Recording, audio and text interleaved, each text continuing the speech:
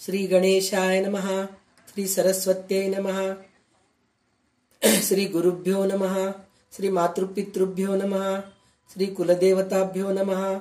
ओम श्री परमात्मने नमः. आपण दासबोधचा अभ्यास सुरू करून जवळजवळ 2-3 महिने झालेत. तर हळूहळू करत आपण 5व्या दशकापर्यंत आलो. तर ह्या दशकामध्ये सुरुवातीला गुरुलक्षण, पहिला समास, दुसरा समास पण गुरुलक्षणच होता आणि तिसरा समास जो आहे तो शिष्य लक्षण आहे. त्याच्यानंतर उपदेश लक्षण आहे. तर आपल्याला असं वाटत असेल की रामदास स्वामी पहिल्या दशकामध्येच गुरु शिष्य या सगळ्यांचीच स्तवन सांगितले. स्तवन म्हणजे त्यांची स्तुती केलीत. आता लक्षणं सांगतायत ते कसे असतात म्हणून. म्हणजे गुरु शिष्यांचे स्तवन केलेले आहेत, शारदा देवीचं स्तवन केलेलं आहे. म्हणजे स्तवन करणं म्हणजे स्तुती करणं असं झालंय. पण आता त्यांचे लक्षणं सांगतायत. पण जवळजवळ ते आणि हे जवळजवळ एकच आहे म्हणल्यासारखं. तर आपल्याला असं वाटत असेल की सारखं सारखं तेच का सांगतात रामदास स्वामी आपल्याला. पण याचा अर्थ असा आहे की सारखं सारखं सांगून सुद्धा आपल्यामध्ये ते लक्षण उतरत नाहीयेत. आपण तितके चांगले सत्शिष्य, तितके चांगले सद्गुरू होऊ शकत नाहीयेत. म्हणून आपल्याला रामदास स्वामी काय प्रत्येक गुरु, प्रत्येक संत आपल्याला सांगितलेलंच सांगावं लागतं. तर न कंटाळता आज आपण शिष्य लक्षण ऐकूयात.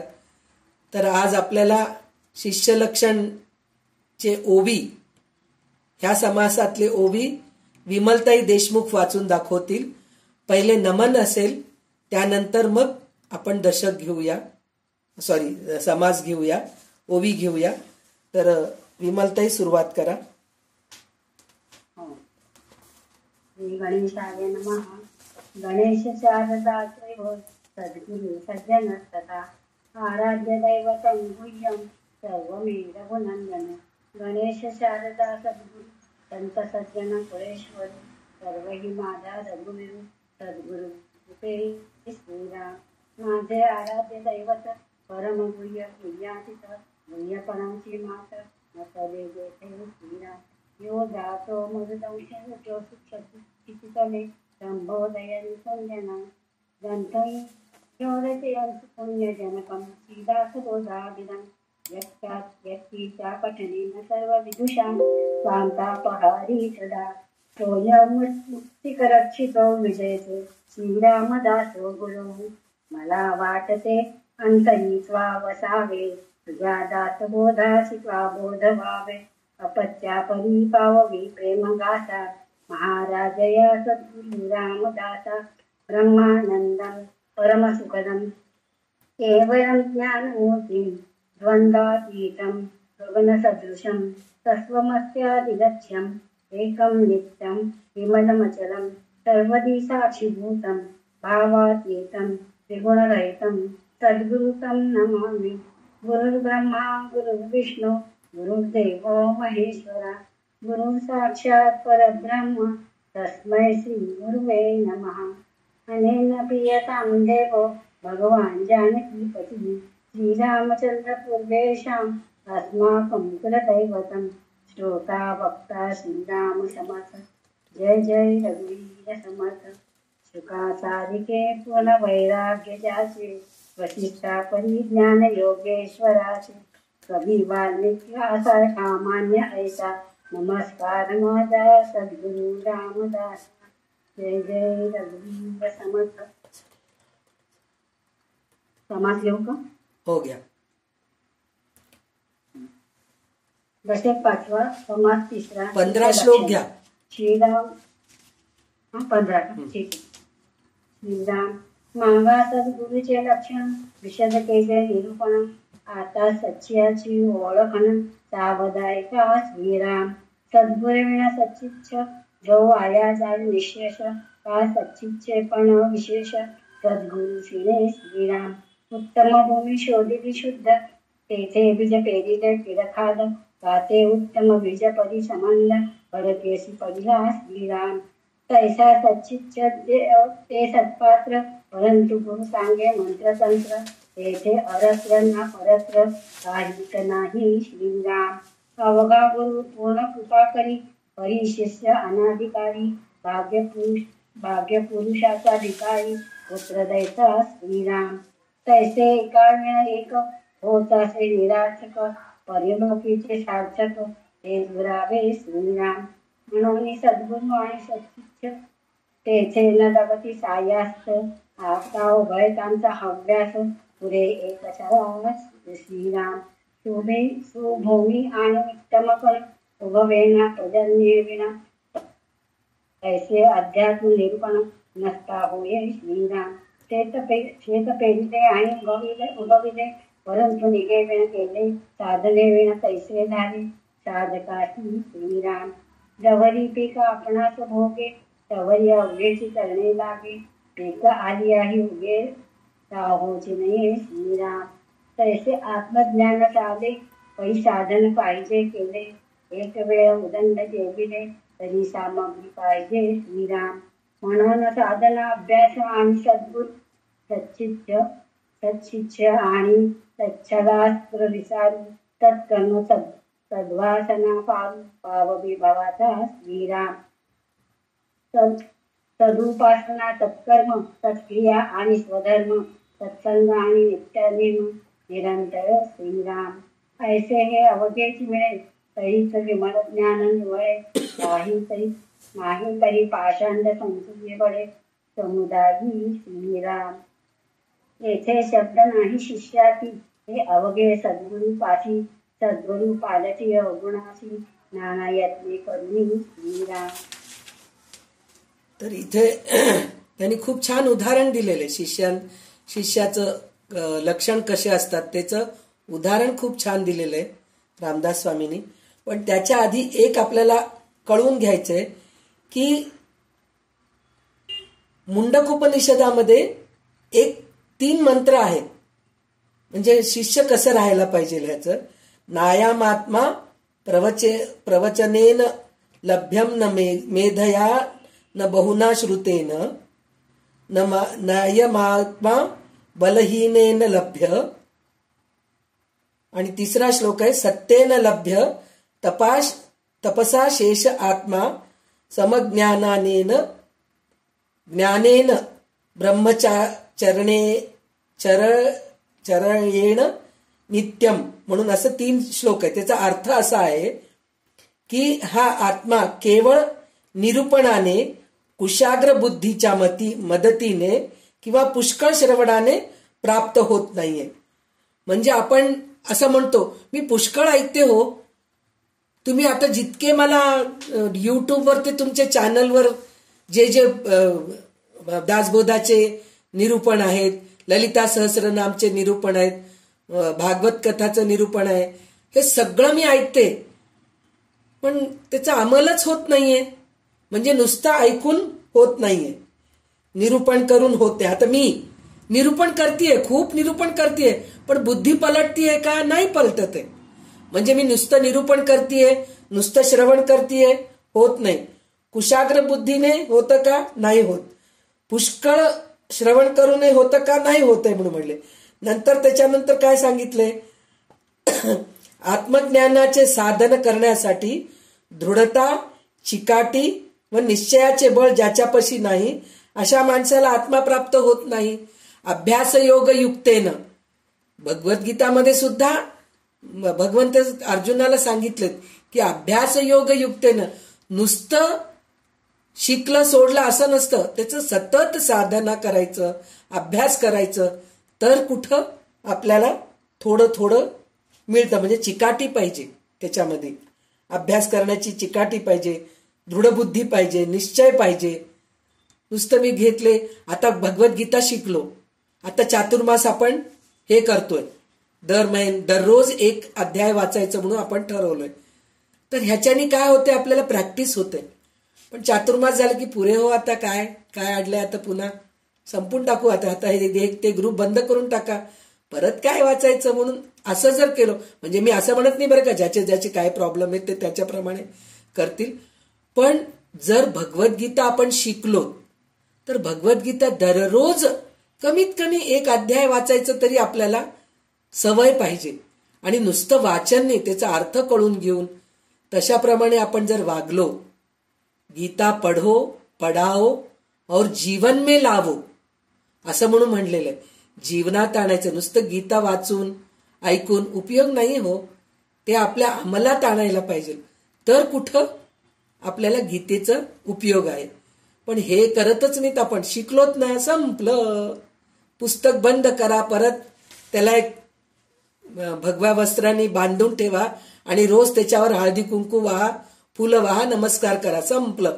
आम्ही खूप हे बरं का, पूजा वगैरे करतो, व्यवस्थित करतो, पुस्तकाची पूजा करतो. फक्त आम्ही ते कधी त्याला उघडून बघत नाहीत, काही करत नाहीत, पुस्तकाची पूजा करतो. तसं उपयोग नाहीये. म्हणजे तितकं आपल्यामध्ये साधना करायची वृत्ती पाहिजे, उपासना करायची वृत्ती पाहिजे, दररोज वाचायला पाहिजे. दररोज वाचत गेलो ना तर काय होतं माहितीये का, आपल्याला वाचता वाचता आपल्याला त्याच्यामधले अर्थ कळायला लागतात. नुसतं अर्थ वाचत बसलो म्हणून नाही. जर खरोखर आपण मनापासून जर भगवद्गीता वाचलो, ललिता सहस्रनाम वाचलो, तर त्यातले अर्थ कळायला लागतात. आणि अर्थ कळाल्यानंतर त्याची गोडी वाढते. गोडी वाढल्यानंतर मग ते तसं वागणूक, म्हणजे गीतेमध्ये जसं भगवंतांनी सांगितलेलं आहे, ललिता सहस्रनामध्ये ललिता देवीच्या अंगी काय काय गुण होते. अष्टलक्ष्मी, अष्टभुजा म्हणून म्हणतो आपण देवीला. तर अष्टभुजा म्हणजे काय, 8 भुजा असलेली आहेच आहे हो. अष्टभुजा म्हणजे 8 भुजा असलेलीच आहे. पण तिच्यामध्ये त्या 8 भुजाची शक्ती तिच्यामध्ये होती आणि ती अन्नपूर्ण आहे. तर आपल्यामध्ये पण अन्नपूर्णाचे गुण आहेत. म्हणजे आपण उत्तम स्वयंपाक करून खाऊ घालतो. संतान लक्ष्मी, आपल्यालाही मुलं आहेत, मुलांना आपण उत्तम प्रकारे संस्कार देऊन वाढवलोत आपण, म्हणजे आपणही संतान लक्ष्मी आहोत. ऐश्वर्य लक्ष्मी, काय कमी आहे हो आपल्याला. छान घर आहे, डोक्यावर छत आहे, अंग भरून वस्त्र आहे, गळा भरून घालायला सोनं आहे आपल्याजवळ, पोटभर जेवायला अन्न आहे. बरं, नुसतं अन्न असून उपयोग नाही, निरोगी आहोत आपण, जेवू शकतो आपण, म्हणजे ऐश्वर्यच आहे ना आपल्याजवळ. काय कमी आहे, काही कमी नाही. विजयलक्ष्मी, आपण कुठेही गेलं तरी आपला विजय होतोय. कुठं आपला अपमान होतोय का, कुठं गेलं तर नाही होतोय. आपल्यामध्ये पण विजय, म्हणजे आपण सुद्धा सगळ्या प्रकारच्या हे आपण, म्हणजे ललिता सहस्रनाम वाचत गेल्याने हे सगळं आपल्याला कळतं की आपल्यामध्ये पण हे गुण आहेत. पण ह्या गुणाचा आपण उपयोग करत नाहीत काही काही वेळेस, असं होतं. म्हणून विद्यालक्ष्मी आहेत आपण. आपल्यामध्ये पण विद्यावर तर डिग्री असणं नाही हो. मी इंजिनियर आहे, मी डॉक्टर आहे, मी टीचर आहे, असं काही नाहीये माझ्यामध्ये. आता आशाताई म्हणले ना, मला विणकाम येतं छान, कपडे शिवते मी छान, स्वयंपाक छान करते. काही लोकांना बाग सजवायचं म्हणजे झाडं छान हे करतात, तसे असतात. काही लोकांना कुरोड्या पापड छान करता येतात. म्हणजे हे विद्याच आहे हो. सगळं काही म्हणजे नुसतं डिग्री येणं हे एकच विद्या नाही. म्हणजे अशा गोष्टी पण आपल्यामध्ये विद्या आहेत. मग नुसतं विद्या येऊन उपयोगाचं आहे का, नाही. ते आपण दुसऱ्यांना सांगत गेलो, दुसऱ्यांना काहीतरी त्याचा उपयोग करून दिलो, तर ते विद्या उपयोगाचं आहे. नाहीतर नुसतं ते डब्यामध्ये झाकण लावून, जसं आता मी म्हणले ना, पुस्तक घ्यायचं आणि ते भगव्या कपड्यामध्ये गुंडाळून देवघरामध्ये ठेवायचं आणि त्याचं पूजा करायचं. विद्याचं पण तेच होतं. म्हणजे हे अशा गोष्टी सगळं आपल्याला ना, अशा पुस्तकं वाचताना, चांगले स्तोत्र वाचताना, चांगले ग्रंथ वाचताना या सगळ्या गोष्टीचं आकलन होत असतं. म्हणून आपण सतत अशा गोष्टीच्या ह्याच्यात राहायला पाहिजे. आपण त्याच्याऐवजी काय करतो, सतत सिरियल्स बघत राहतो किंवा गॉसिप. 2 घरांच्या मध्ये कंपाऊंड वाल असतं की नाही. मग एक बाजूला एक बाई असते, एक बाजूला आपण असतो. मग त्या दुसऱ्यांच्या कोणाच्या तरी गप्प्या असतात तासन तास. म्हणजे घरचे कामं सोडून देऊन, सगळं सोडून देऊन तासन तास त्या भिंतीच्या जवळ थांबून, ती तशी केली, ती त्यांची पोरगीच पळून गेली, त्यांच्या मुलाचं लग्नच झालं नाही होत, त्यांचं काहीतरी प्रेम प्रकरणच चालू आहे हो, हे अशा गोष्टी चालू असतात. म्हणजे हे सगळं करायच्या ऐवजी सरळ सांगायचं, मला वेळ नाही हो, माझा 3 ते 5 क्लास असतो बघा, मला कोणी त्यावेळेला फोन करू नका. मी चांगल्या वेळेत त्या वेळेत मी चांगल्या गोष्टी ऐकतेय, नंतर मग त्याचं चिंतन करतेय, छान वाचतेय. सकाळची वेळ जी आहे ना, आमचं रोजचं भगवद्गीतेचं हे आहे बरं का, नियम आहे. आम्ही चातुर्मास नियम केलोत, दररोज एक अध्याय वाचायचं असतं. त्याच्यासाठी मला वेळ लागतो बरं का. आणि रोजची उपासना असते आमची. रोज आम्ही सोमवारी शंकराचं वाचतो, मंगळवारी गणपती देवीचं वाचतो, बुधवारी गणपतीचं ह्याचं वाचतो, विष्णूचं वाचतो, असं आम्ही सगळं करत असतो. अशा गोष्टी आपल्याला जर जमत असतील तर मग आपण दुसऱ्या ठिकाणी कशाला जातो? आपण जात नाही. म्हणजे ह्या सगळ्या गोष्टी करायला कसं अभ्यास योग युक्तेनं, म्हणजे ह्या सगळ्या गोष्टीचं सतत अभ्यास करत गेलं तरच होतं, नाहीतर होत नाही. मग आपण पुढचा जन्म नको रे देवा, मला ह्या जन्मीच मी पुष्कळ कष्ट भोगतीये, मला पुढचा जन्म नको. कशाला देव म्हणतो भोग, अजून भोग. तुला ह्याच गोष्टीचं आवड आहे तर भोग. जर तू चांगल्या गोष्टी वाचत बसलीस, चांगले भगवद्गीता वाचू लागलीस, दासबोध वाचू लागली, ज्ञानेश्वरी वाचू लागलोत आपण, हे असे तुकारामाचे अभंग आहेत, हे सगळे जर आपण वाचू लागलो, चांगलं हे करू लागलो, एकादशीच्या दिवशी मी हरिपाठ वाचते, विष्णू सहस्रनाम वाचते, भगवद्गीतेचे एक अध्याय वाचते, तर असं जर करून, काही लोकांचं तर नेम असं असतो, एकादशीच्या दिवशी म्हणजे शुद्ध एकादशीच्या दिवशी 9 अध्याय आणि वद्य एकादशीच्या दिवशी 9 अध्याय असं करून भगवद्गीताचं पारायण करतात. असे करणारे लोक सुद्धा आहेत. म्हणजे वेळ एकादशी उपवास म्हणून आपण करतो. उपवास म्हणजे काय? उपवास म्हणजे देवाकडे राहण्याला उपवास म्हणतो.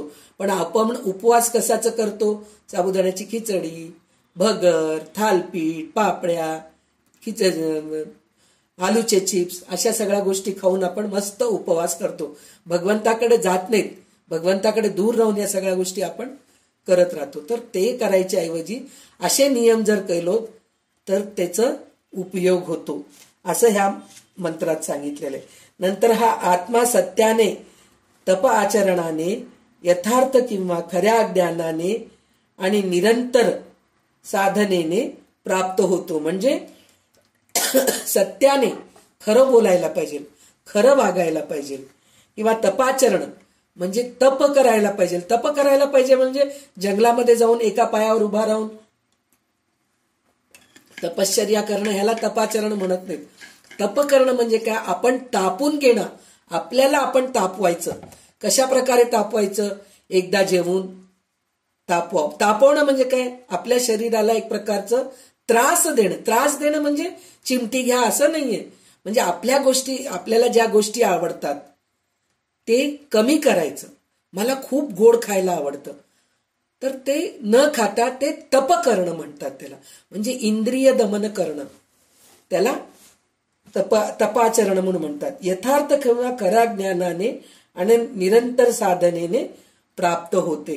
म्हणजे निरंतर साधना म्हणलो ना, दररोज एक अध्याय वाचणं, दररोज प्रत्येक देवाचं उपासना करणं, हे सगळं जर करत गेलं तर आपण खरोखर सत्शिष्य बनतो, असं म्हणून सांगितलेलं आहे.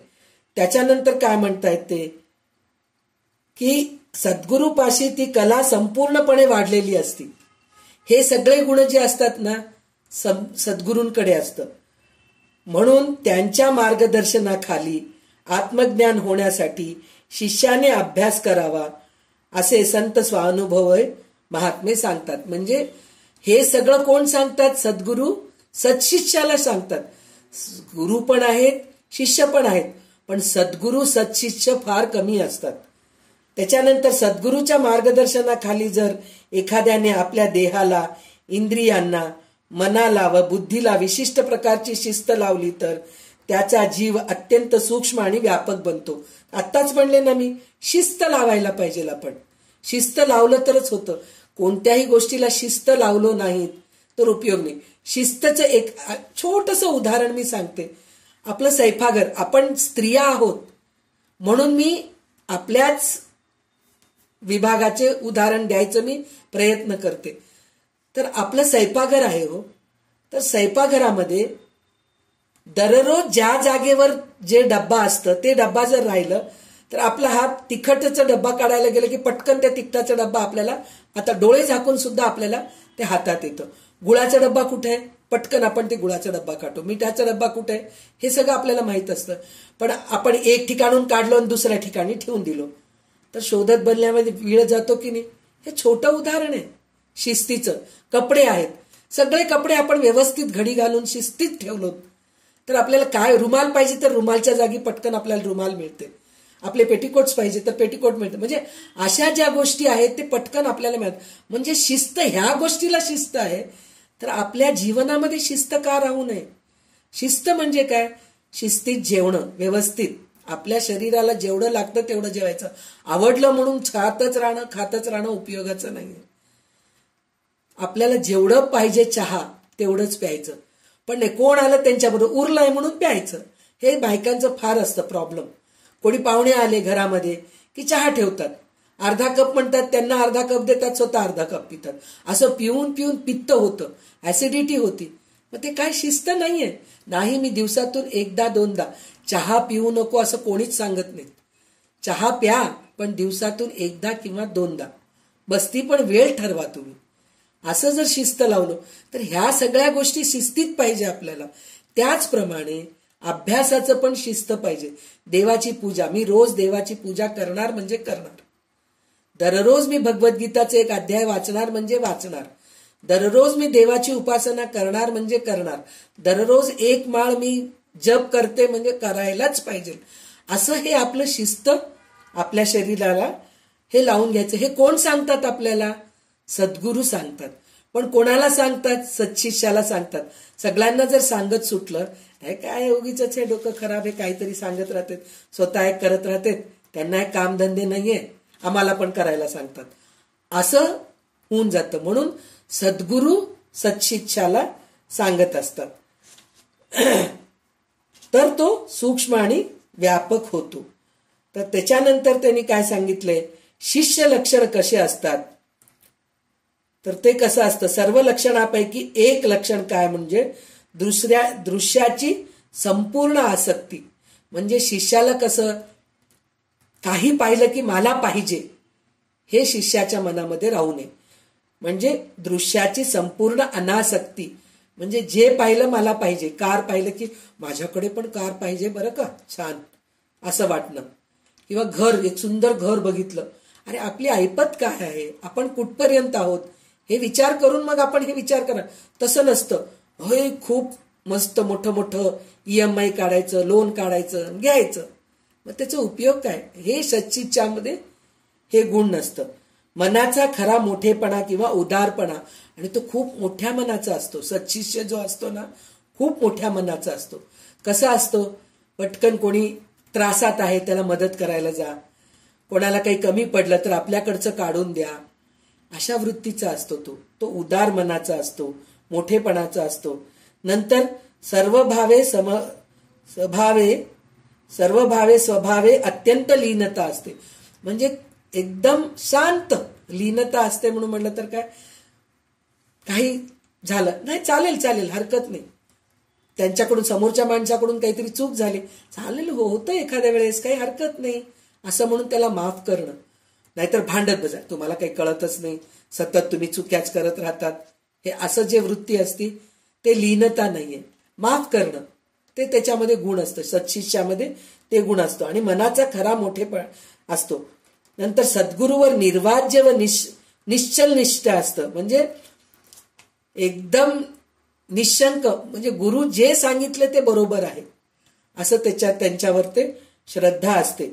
आणि सगळ्यात शेवटी काय सांगितलं त्यांनी, सत्शिष्याचं लक्षण म्हणून म्हणलं तर साधनाची सतत संगती असते.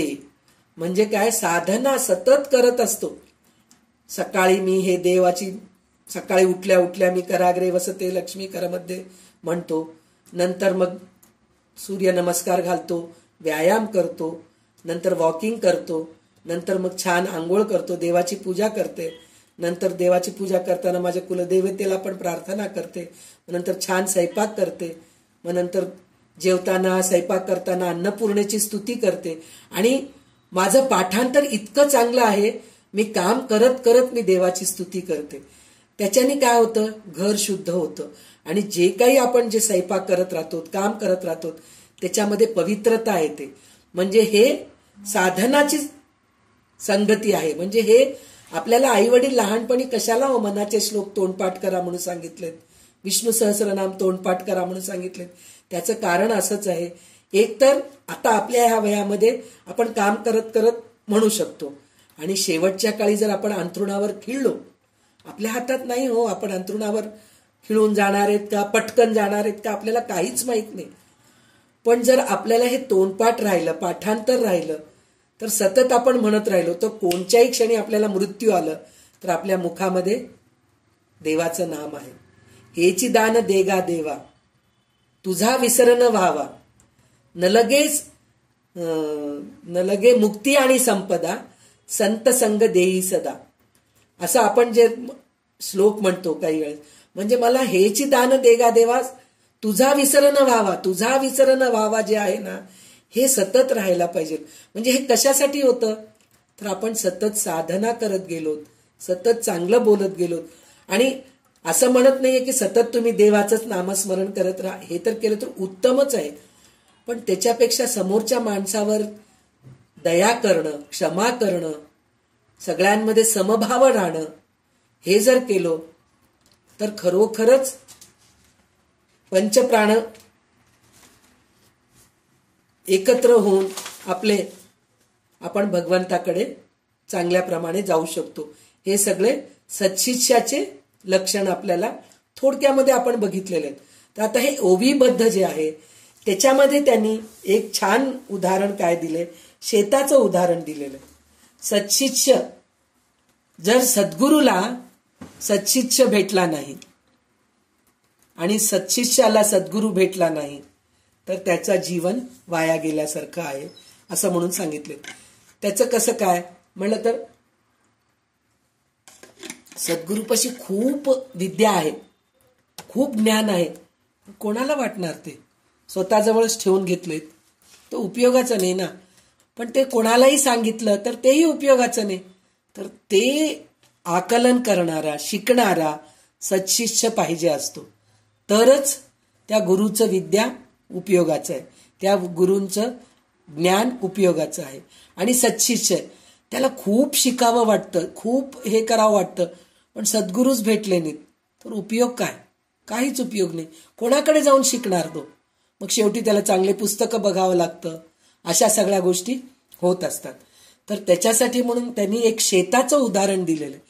शेताचं उदाहरण म्हणजे काय, माझ्याजवळ बिया खूप आहेत, बीज खूप आहेत, चांगले चांगले बिया आहेत, झाडांचे बिया आहेत, फळांचे बिया आहेत, पण जमीनच सुपीक नाहीये, तर मी त्या जमिनीमध्ये लावून उपयोग काय, काही उपयोग नाही, पीक येणारच नाही. म्हणजे जसं सद्गुरू आणि सत्शिष्यांचं, जर समजा माझ्याकडे सुपीक जमीन आहे, जमीन खूप छान आहे, पण बिया किडकेत, तरी झाड येत नाही, चांगलं झाड येत नाही. आणि बरं जाऊ दे, माझ्याकडे सुपीक जमीनही आहे आणि चांगले बिया पण आहेत, पण पाऊसच पडला नाही, पाणीच नाहीये, तरीही उपयोगाचं नाही.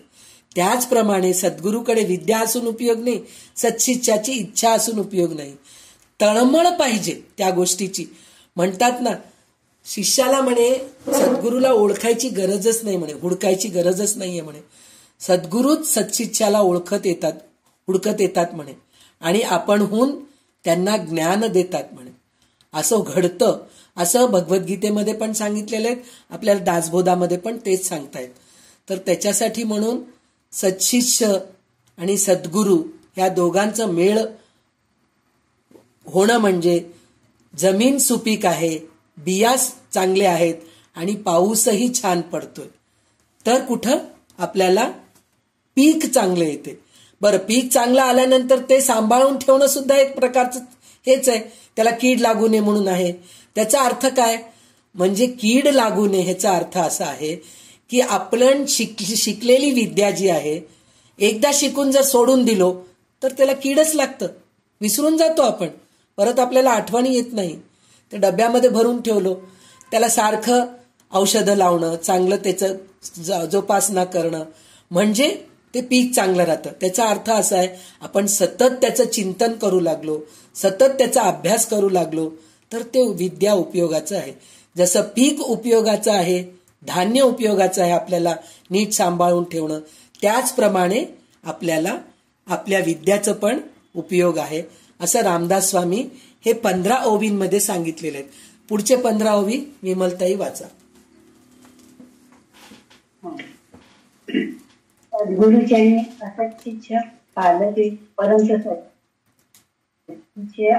असद्गुरूंना पालटे काचे थोरपणे तुटे म्हणून या श्रीराम या आकाराने सद्गुरू पाहिजे तैस सन्मार्ग लाईजे नातही होईजे पाषांडावर पडे श्रीराम येथे सद्गुरूची कारण गेर सर्व निकारण तथापि सांगो ओळखण सच्शिष्याची श्रीराम मुख्य सच्शिष्याचे लक्षण सद्गुरुवचनी विश्वासपूर्ण अनन्य भावे शरण त्या नाव सच्शिष्य श्रीराम शिष्य पाहिजे निर्मळ शिष्य पाहिजे आचारशील शिष्य पाहिजे केवळ विरक्त अनुतापी श्रीराम शिष्य पाहिजे निष्ठावंत शिष्य पाहिजे सुचिवंत शिष्य पाहिजे निर्मत सर्व प्रकारी श्रीराम शिष्य पाहिजे साक्षपी विशेष शिष्य पाहिजे परमदक्ष शिष्य पाहिजे अलक्ष लक्ष्यायचा श्रीराम शिष्य पाहिजे अतिधीर शिष्य पाहिजे अतिउदार शिष्य पाहिजे अतितत्पर परमार्थ श्रीराम शिष्य पाहिजे परोपकारी शिष्य पाहिजे निर्मत्सरी शिष्य पाहिजे अर्थांतरी प्रवेश करता श्रीराम शिष्य पाहिजे परमशुद्ध शिष्य पाहिजे परमसावध शिष्य पाहिजे अगाध उत्तम गुणाचा श्रीराम शिष्य पाहिजे प्रज्ञावंत शिष्य पाहिजे प्रेमळ भक्त शिष्य पाहिजे नीतिवंत मर्यादेचा श्रीराम शिष्य पाहिजे युक्तिवंत शिष्य पाहिजे बुद्धिवंत शिष्य पाहिजे संता संत विचार घेता श्रीराम शिष्य पाहिजे राइष्टाचा शिष्य पाहिजे दृढव्रताचा शिष्य पाहिजे उत्तम होईचा पुण्यश्रेय श्रीराम शिष्य असावा सात्विक शिष्य असावा भजक शिष्य असावा साधक साधन करता श्रीराम शिष्य असावा विश्वासी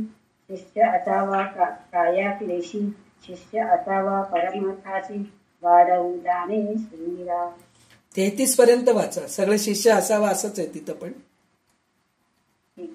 शिष्य असावा स्वतंत्र शिष्य असावा जगन्मित्र शिष्य असावा सत्पात्र सर्व गुणे श्रीराम शिष्य असावा सद्विद्येचा शिष्य असावा सद्भावाचा शिष्य असावा अंतरीचा परमशुद्ध श्रीराम शिष्य नसावा अविवेकी शिष्य नसावा गर्भसुखी शिष्य असावा संसार दुःखी संतप्त देही श्रीराम. थांबा. तर आता ह्याच्यामध्ये शिष्य कसा असावा हे त्यांनी सांगितलेलं आहे. शिष्य कसा असावा म्हणून म्हणलं तर धर्माच्या करिता आम्हास जगती रामानी धाडियले ऐसे जाणून राम भक्ती करिता ऐश्वर्य हे लाभले आता धर्म सख्या तुझ्या पुढतिया नम्रत्वतेने असे इच्छा हो जशी मानसी करीतसे हा देह तुझा असे. हे आपण म्हणतो ना, याचा अर्थ काय हो? म्हणजे धर्माच्या करिता आम्हास जगती रामानी धाडियले. रामानी आपल्याला ह्या पृथ्वीवर ते जन्माला घातलेलं आहे. ते कशासाठी घातलेलं आहे? खा प्या मजा करा म्हणून पाठवलं नाहीये देव भगवंतानी.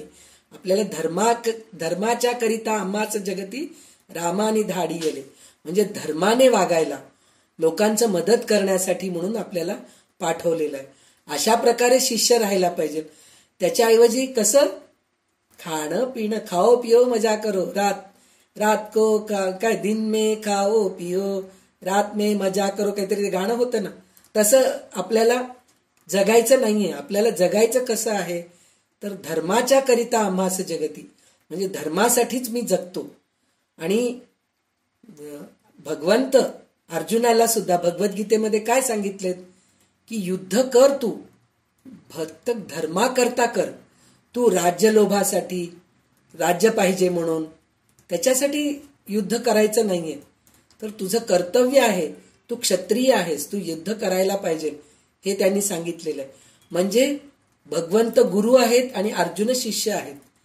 तर भगवंत काय सांगतायत तर धर्माच्या करिता तू युद्ध कर म्हणूनच ते सांगत आहेत.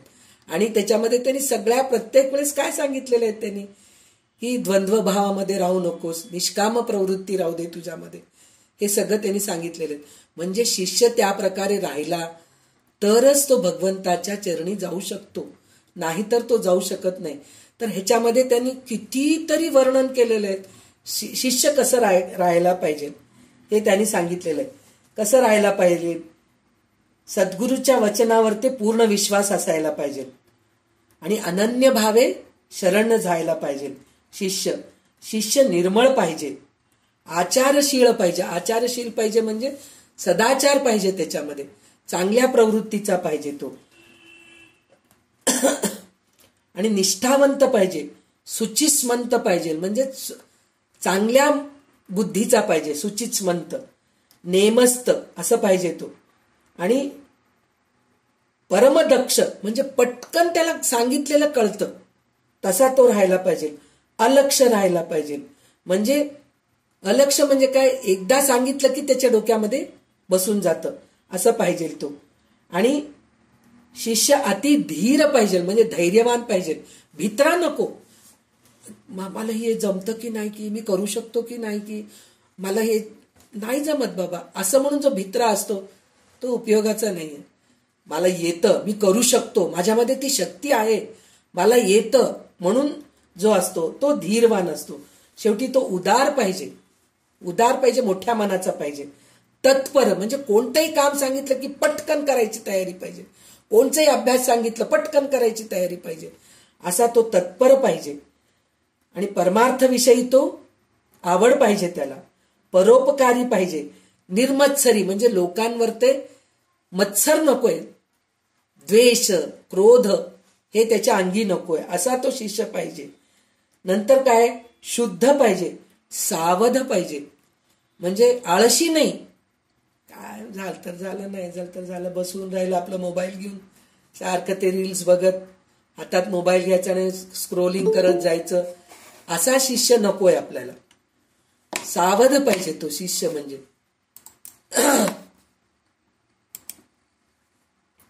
त्याच्यानंतर काय सांगितलंय त्यांनी, प्रज्ञावंत पाहिजे. प्रज्ञावंत म्हणजे हुशार, प्रेमळ पाहिजे, नीतिवंत पाहिजे, मर्यादेत राहणारा पाहिजे, मर्यादाच्या बाहेर जायचं नाही. मर्यादाच्या बाहेर जायचं नाही म्हणजे माझी काय, मी कसं राहायला पाहिजे. मी आता एक स्त्री आहे, माझं मर्यादा कसं आहे, मी व्यवस्थित कपडे घालून माझ्या धर्माप्रमाणे माझी वेशभूषा राहायला पाहिजे, कमी बोलायला पाहिजे, बडबड न करता, मलाच सगळं काही सांगता येतं असं चार लोकांमध्ये उघडपणा न दाखवता व्यवस्थित राहायला म्हणजे मर्यादित राहायला पाहिजे. मोठ्यांचं आदर करणं, लहानांना प्रेम करणं, हे सगळं जे आहे ना मर्यादामध्ये येतं. तर तू तसं मर्यादामध्ये राहा, युक्तिवंत राहा, बुद्धिवंत राहा. नंतर धारिष्ठ म्हणजे तेच धैर्यवान पाहिजे तू. दृढव्रताचा म्हणजे व्रत हातात घेतलं तर ते पूर्ण करायची तयारी पाहिजे. काही लोकांचं असतं, व्रत हातात घेतात, मी चातुर्मास व्रत करणार आहे बरं का, 1 महिना करतात, नाही हो जमत नाहीये, कंटाळाला हो, काय करायचं, नाही जमत हो. एकादशी करावं म्हणून विचार करतीये पण नाही, एक एकादशी केलं पुरे झालं, पुष्कळ काही करायची गरज नाही, असं जे असतं तसं नाही. दृढ व्रत असायला पाहिजे. म्हणजे एकदा एक व्रत हातात, व्रत म्हणजे नुसतं हेच व्रत नाही, कोणचंही राहू दे, व्रत हातात घेतलं की ते पूर्ण करायची तयारी पाहिजे. उत्तम कुळीचा म्हणजे कुळ म्हणजे तुमचं हे नाहीये, मुस्लिम आहे हिंदू आहे असं नाही, कोणत्याही कुळात राहू दे, तू तुझ्या लहानपणापासून जे तुला संस्कार दिलेले तुझे आई वडील, घरात जे चांगलेपणाने वागतो तसं वागायला पाहिजे. ते कुळामध्ये राहायला उपयोगाचं आहे. त्याच्यानंतर सात्विक राहायला पाहिजे. नंतर विश्वासी राहायला पाहिजे. सद्गुरूवर तर विश्वास ठेवायलाच पाहिजे, पण आपण सुद्धा तेवढंच विश्वासू राहायला पाहिजे.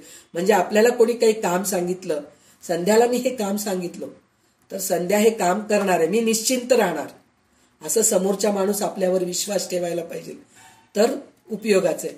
नाहीतर आपल्याला काम सांगून ते निघून गेले, नाही हो करणार होते, जमलं नाही, असं नाही, करायलाच पाहिजे. आता एक उदाहरण सांगायचं, आता आपलं 3 ते 5 क्लास आहे.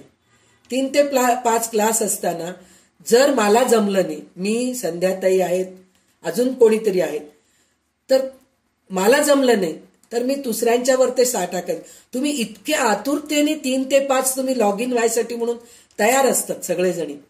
तर तुमच्या आवडीला जर बरोबर वागले नाही विश्वासाने, तर मग ते उपयोग काय? काय हो संध्याताई, काल तुम्ही दासबोध सांगतो म्हणलात, आलाच नाही. आम्ही किती वेळ ते लॉग इन करायचा प्रयत्न केलो, झालंच नाही. जर मी असं वागले तर माझी मर्यादा आहे का? नाहीये, मर्यादा नाहीये. तर तसं नाही व्हायला पाहिजे. म्हणजे आता मी हे व्रत हातात घेतलेली आहे की नाही, 3 ते 5 काहीतरी चांगल्या गोष्टी आपण बोलायचे, तिथं गॉसिप करायचं नाहीये. 3 ते 5 आपल्याला काहीतरी चांगले ग्रंथ घ्यायचे, चांगले स्तोत्र घ्यायचे. आज मला जमलं नाही, संध्याताईला सांगेन. संध्याताईला जमलं नाही, रेखाताईला सांगेन. जर आम्हाला तिघांना नाही जमलं, भारतीताई आहेत, आशाताई आहेत, विमलताई आहेत, कोणीतरी एक जण पुढाकार घ्या. पण 3 ते 5 क्लास बुडवू नका. एक जण नाही आला तर चालेल, पण एक माणूस न आला आणि बाकीचे कोणी नाही अटेंड करू शकले तर किती त्याचं हे होतं, निराशा होतं. तर तसं न करता आपण हे व्रत घेतलो, 3 ते 5 चांगल्या गोष्टी ऐकायचे. मग कोणाच्याही मुखाने ऐकू आपण, फक्त संध्याताईच्याच, बेंगलोरच्या संध्याताईच्याच मुखाने ऐकतो बरं का, आम्ही दुसऱ्यांचं ऐकत नाही. पुण्याच्या संध्याताईचं ऐकतो आम्ही, असं नाही. कोणीही चांगलं सांगू लागलं तर आपण ऐकायचं. आणि हे आपल्या ग्रुपमध्ये सगळ्यांमध्ये आहे. सगळेजणी तेच करतात की कोणीही सांगा, मन लावून ऐकतात. आणि आता तर प्रत्येक जण प्रयत्न करतायत की आम्ही पण काहीतरी चांगलं शिकू, आम्ही पण काहीतरी सांगायचा प्रयत्न करू, असं प्रत्येकाला वाटतंय. तर हेच व्रत आहे. हे असं व्रत असणारा सत्शिष्य आहे असं म्हणून सांगितलेलं आहे. नंतर सत्पात्र असतो तो, जगन्मित्र राहायला पाहिजे, म्हणजे सगळ्यांशी चांगलं राहायला पाहिजे. माझा एकच पक्का मित्र आहे, मी त्याच्याशीच चांगलं राहतो, बाकी कोणाशी मी बोलत नाही, असं नाही. सगळ्यांशी चांगलं बोलायचं, जगन्मित्र राहायला पाहिजे. आणि स्वतंत्र, कोणावर ते डिपेंडेंट राहू नये.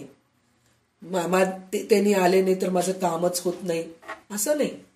तो नाही आला तरी माझं मी काम करू शकतो, असे इंडिपेंडेंट राहायला पाहिजे, स्वतंत्र राहायला पाहिजे. कोणावरही आधारित राहू नये, तो स्वतंत्र राहायला पाहिजे. नंतर सद्भाव म्हणजे चांगल्या बुद्धीचा राहायला पाहिजे, चांगल्या भावाचा राहायला पाहिजे, सद्विद्येचा राहायला पाहिजे. नसावा अविवेकी, म्हणजे तो अविवेकी नको, विवेक राहायला पाहिजे त्याच्यामध्ये. आणि आपल्याला दासबोधामध्ये सगळं सांगितलेलं आहे. सांगितल्यानंतर रामदास स्वामी अजून पुढे पुढे आपल्याला पुष्कळ ऐकायला मिळतात. तर रामदास स्वामी काय म्हणतात, मी हे सांगतोय बरं का, पण शेवटी तुझा विवेक तू वापर, तुला काय बरोबर वाटतं ते तू कर. आज मी हे तुला सगळं सांगतो, पण तुला बरोबर जमतं का नाही जमत माहित नाही मला. त्याचं कारण असं आहे, हे 450-450 पूर्वी लिहिलेलं दासबोध आहे. त्या काळामध्ये जे नियम होते ते ह्या काळामध्ये नाही आहेत आपल्याला. त्या काळामध्ये सकाळी 9 ते संध्याकाळी 4 पर्यंतच नोकरी असायची, 10 ते 5च नोकरी असायची. आता तसं नाहीये, रात्री अपरात्री नोकरी आहे, जागत बसावं लागतं. नाही मी रात्री 9 वाजता झोपून सकाळी 4 वाजताच उठतो असं म्हणून उपयोग नाहीये. त्यावेळेस आपल्याला नोकरी करावं लागतं. म्हणून रामदास स्वामी प्रत्येक वेळेस सांगतात की तुमचं विवेक तुम्ही वापरा. म्हणजे विवेक, शिष्य नसावा अविवेकी, म्हणजे त्याला त्याच्यामध्ये विवेक राहायला पाहिजे. आणि सगळ्यात शेवटी त्यांनी काय सांगितलंय, शिष्य असावा संसार दुःखी, संतप्त देही, संसार दुःखी म्हणून म्हणलं तर ह्याचा अर्थ असा आहे. आता ह्याच्या पुढे आपल्याला आहे ते मी पुढे सांगते. आता पुढचे 15 ओवी विमलताई वाचतील. त्याच्यामध्ये संतप्त का राहायला पाहिजे, संसार दुःखी का राहायला पाहिजे, हे रामदास स्वामी आपल्याला सांगितलेले आहेत. वाचा विमलताई. जो संसार दुःखे दुखवला, तो त्रिविध तापे पोळला, तोची अधिकारी झाला परमार्थ विषयी श्रीराम. बहु दुःख भोगिले जेणे, तयासीच परमार्थ वाणे. संसार दुःखाचे निगुणे, वैराग्य उपजे श्रीराम. जया संसाराचा त्रास, तयासीच उपजे विश्वास. विश्वास बळे दुरप्यास, धरी दिसली सद्गुरूची श्रीराम. अविश्वासे कास सोडिली, ऐशी बहुतेक भवी बुडाली. नाना जलचरी तोडली, मध्येची सुख दुःखे श्रीराम. या कारणे दृढ विश्वास, तोची जाणावा सच्चिच्छ मोक्षाधिकारी विशेष अग्रगण्य श्रीराम. जो सद्गुरु वचने निवाला तो सायोज्यतेचा अखिला संसार पांगे पांगिला नवचे कदा श्रीराम. सद्गुरु म्हणून देव मोठा जयास वाटे तो करंटा तुझला वैभवाचा फाटा सामर्थ्य तिचे श्रीराम. सद्गुरु स्वरूप ते संत आणि देवास मांडलेला संतांत तेथे कैसे होईल सामर्थ्य हरिहरांचे श्रीराम. म्हणून सद्गुरु सामर्थ्य अधिक जेथे आठसी ब्रह्माधिक अल्पबुद्धी मानवी रंग तयासी हे कैनाम श्रीराम. गुरुदेवास बराबरी करीतो शिष्य दुराचारी भ्रांती वैषधी अभ्यांतरी सिद्धांत नेणवे श्रीराम. देव मनुष्य भाविला मंत्री देवपणाशी आला सद्गुरुन वचे कल्पिला ईश्वराचे मी श्रीराम. म्हणून सद्गुरु पूर्णपणे देवाहून अधिक कोटी गुणे जयाशी वल्यता भांडणे वेदशास्त्री लागली श्रीराम. असो सद्गुरु पदापुढे तुझे काहीच न तडे देव सामर्थ्य ते केवळे माया जनित श्रीराम. अहो सद्गुरु कृपा जयाशी सामर्थ्य न तडे तयापाशी ज्ञानबळे वैभवाशी ऋण स्वच्छ केले श्रीराम. सद्गुरु कृपे त्रिंबळे अपरोक्ष ज्ञानाचे निंपाळे माया सहित ब्रह्मांड सगळे दृष्टी सनिगे श्रीराम.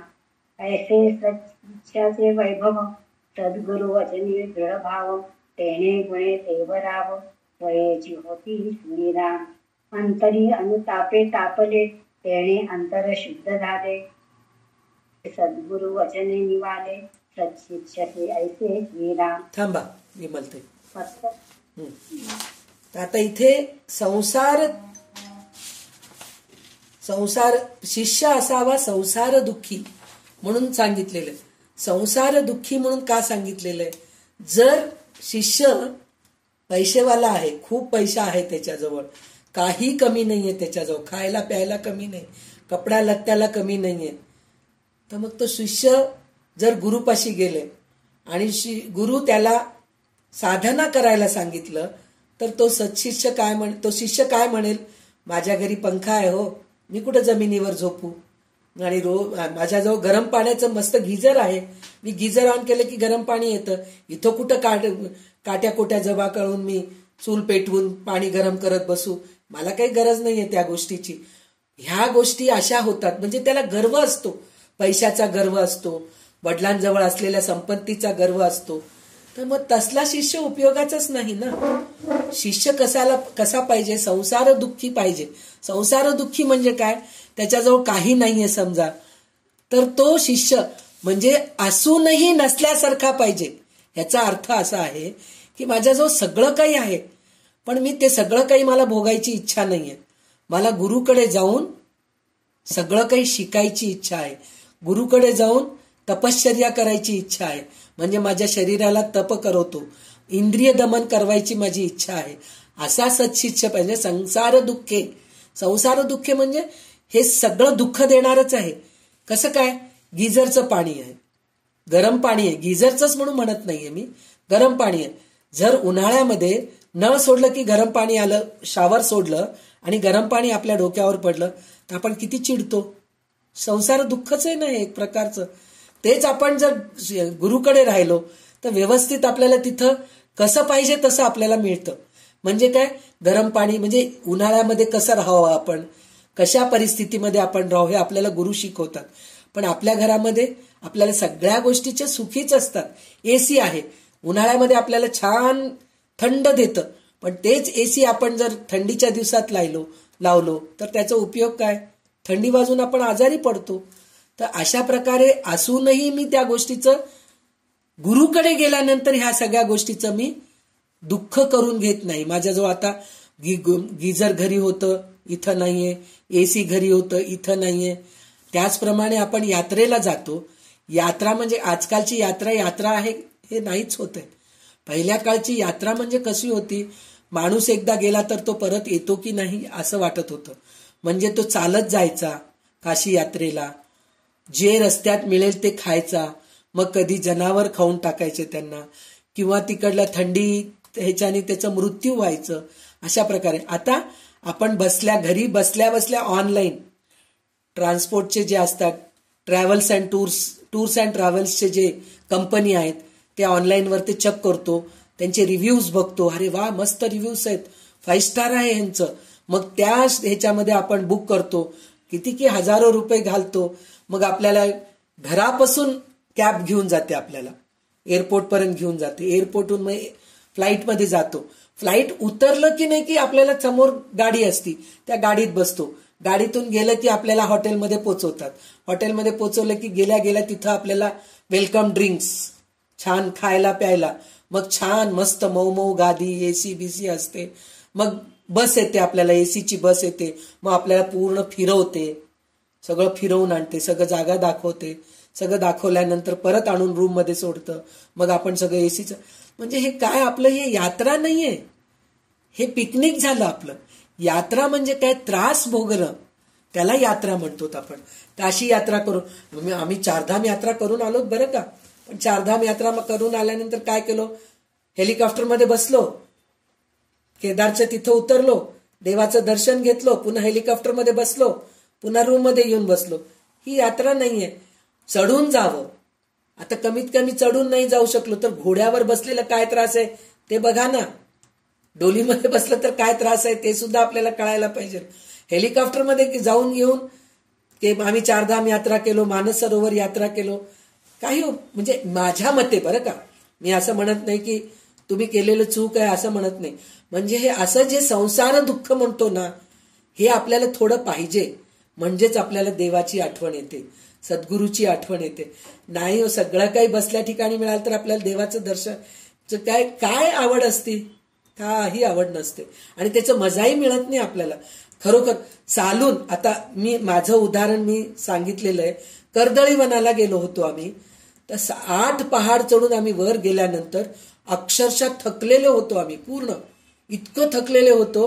तर तिथं जे पाण्याचं धबधबा होतं छोटंसं, त्या पाण्याच्या धबधब्याच्या ह्याच्या खाली तोंड धुतलो, पाय धुतलो आणि त्याच्या ओंझळीनी त्या धबधब्याचे 4 घोट पाणी पिल्यानंतर जी शक्ती आली ना, म्हणजे थकवा दूर झालं, ती मजा वेगळी आहे. म्हणजे कर्दळी वनाला गेलेल्याची मजा केव्हा येते, चढून जाऊन तिथं आलेल्या पाणी पिल्याने मजा येते. नाही मी डोलीमध्ये गेले किंवा हेलिकॉप्टरने सरळ मी तिथं कर्दळी वनामध्ये उतरले तर ते पाणी पिल्याची मजा काय, काहीच नाही. म्हणजे ते पाण्याची मजा आपल्याला कळतच नाही. त्याचप्रमाणे सद्गुरूच्या जवळ गेल्यानंतर आपल्याला आनंद कशाला मिळतो की आपल्याजवळ काय नाही ते आपल्याला सद्गुरूंकडून मिळतं. आपल्याला ह्या सगळ्या गोष्टी आपल्याला मिळत असतात, तर तेव्हा त्या गोष्टीची मजा येते. मला भगवद्गीता काय माहित नाही, उपनिषद काय मला माहित नाही, वेदशास्त्र काय मला माहित नाही, पण सद्गुरूकडे गेल्यानंतर हे सगळ्या गोष्टी मला शिकायला मिळाले, त्याची मजा येते. आणि कधी पण शिष्य गुरुकडे गेल्यानंतर मला काही येत नाही ह्या वृत्तीने जायला पाहिजे. जसं एक आपण पाटी असतं, पाटीवर सगळं काही लिहून घेऊन गेलोत आपण, तर गुरु त्याच्यावर काय लिहिणार, जागाच नाहीये लिहायला. प्रिंटेड पेपर घेऊन जाऊन गुरुला म्हणलं मला याच्यात काहीतरी लिहून द्या, तुम्ही 4 चांगले शब्द मला लिहून द्या. त्या प्रिंटेड पेपरवर ते काही लिहून देऊ शकतील का? कोरं कागद, कोरी पाटी जर गुरुकडे घेऊन गेलो तर आपल्याला त्याच्यावर त्यांनी काहीतरी लिहून देतील, काहीतरी सांगतील, तर ते आपल्याला शिकण्यामध्ये मजा येते. तर म्हणूनच आपण कोरी पाटी, म्हणजे आपल्याजवळ काय नाही ते सगळं असलं तरी ते नसल्यासारखं आपण गुरुपाशी जायला झालं तर ते सत्शिष्य होतात. असं ह्या 15 श्लोकांचा 15 ओवींचा अर्थ आहे. तर ते म्हणतायत म्हणजे सगळं काही गुरुकडून आपल्याला मिळते. आणि जो करंटा म्हटलेले आहेत त्यांनी, करंटा गुरुपेक्षा देव मोठा म्हणून म्हणतो. देव मोठेच आहेत, प्रश्नच नाहीये, पण सद्गुरू त्यांच्यापेक्षा मोठे आहेत. त्याचं कारण काय, देव काय आहे हे गुरु सांगितल्याशिवाय आपल्याला कळतच नाही. आपण फक्त दगडालाच देव मानतो, मूर्तीला देव मानतो, मातीच्या मूर्तीला देव मानतो, धातूच्या मूर्तीला देव मानतो, किंवा दगडाच्या मूर्तीला, लाकडाच्या मूर्तीला देव मानतो. पण खरं देवत्व, त्या ह्याच्यामध्ये देवत्व आहे का हो? आपण प्राणप्रतिष्ठा करतो म्हणून त्याच्यामध्ये देवत्व आलेलं आहे, येत नाही असं म्हणत नाहीये. पण देवत्व म्हणजे काय, देवाचे गुण काय आहेत हे गुरु सांगितल्याशिवाय आपल्याला कळतच नाही. गुरु सांगतात सगळ्यांशी आता आपल्याला सत्शिष्याचे जे लक्षणं सांगितलेत की नाही, हे सगळे गुण ज्याच्यामध्ये आहे तो देव आहे, हे आपल्याला सद्गुरू सांगतात. म्हणून आपल्याला कळतं. म्हणून सत्शिष्य सद्गुरूकडे जाताना काही नसता जर गेलं तर आपल्याला सगळं काही मिळतं. म्हणून संसार दुःख असलेला सत्शिष्यच चांगला आहे असं रामदास स्वामींच्या मते आहे.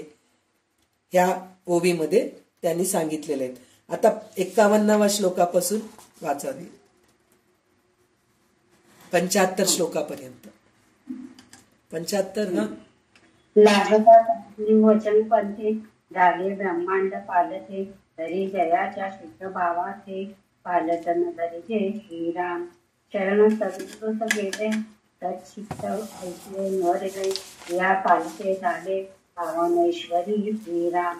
ऐसा सद्भाव अंतरी त्याची मुक्तीचे वाटे करी, वेरमाईक वेशधारी असत श्रीराम.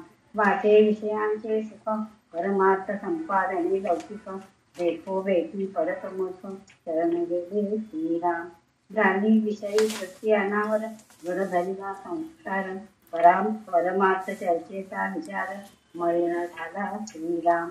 मोड घेतला परमार्थाचा, अभ्यास धरिला प्रपंचाचा, भार वाहिला कुटुंबात काबाडी झाला श्रीराम.